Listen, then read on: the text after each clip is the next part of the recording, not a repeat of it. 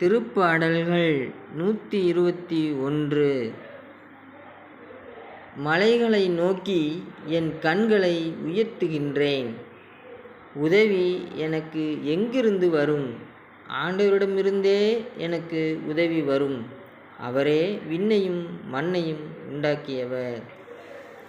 இந்த வார்த்தைகளிலே கவனிக்கும் பொழுது, மலைகளை நோக்கி நான் வேண்டுதல் செய்தாலும் பிரயோஜனம் இல்லை. படைப்புகள், நட்சத்திரங்கள், சூரியன், சந்திரன், எதை நோக்கி நான் வேண்டுதல் செய்தாலும் பிரயோஜனம் இல்லை.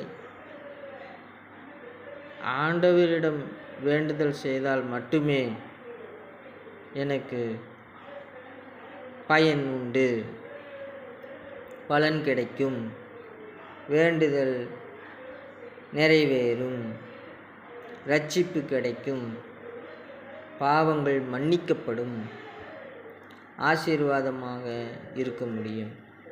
ஆகவே விண்ணையும் மண்ணையும் உண்டாக்கியவரை மட்டுமே நம்ப வேண்டும் என்று